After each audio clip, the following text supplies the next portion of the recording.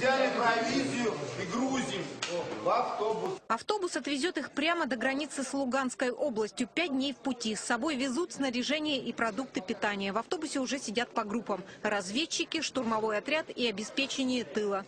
Кого-то провожают, у кого-то родственники не знают, куда едет глава семьи. До сегодняшнего дня они работали водителями, строителями, массажистами. Многие прошли в свое время через Афганистан и Чечню. Но есть и те, за плечами у кого только служба в армии. Ходили через Афганистан? Есть костяк, да, проходил. Через что именно? Афганистан.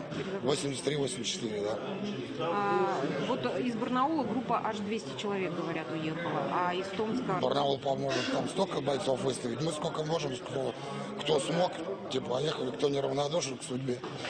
А как надолго едете? Этого тоже никто не знает. Вы едете, вы будете там получать деньги или нет за это? Даже тоже не знаю. Что мы будем там получать, не будем. Ну, факт не в деньгах. Там же воюют люди и без денег. И по телевидению показывали. Ну, мы примерно так. Но если будет там какая-то там оплата или что-то такое, ну, это будет неплохо. А вы же понимаете, что тогда это уголовно наказуемое преступление в России? Нет, вот этого не понимаю. Но я слышал, что не так давно, как, например, вчера, что ли, что-то депутаты обсуждали вопрос, не наемники, что мы на территории чужого государства, а вроде как в рамках этого вести.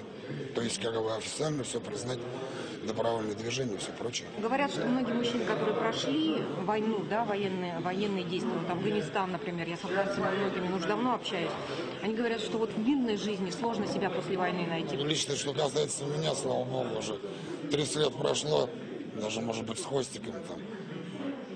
Там возраст был один и все такое. Но вообще, да, адреналина не хватает. Обидно за наших. То, что какая-то позволяет себе убивать детей, позволяет убивать беременных женщин. Ну, мы не можем на это смотреть. У нас едет сегодня 30 человек, 31. Собственно говоря, в конце сентября примерно эта группа уже и сформировалась, да?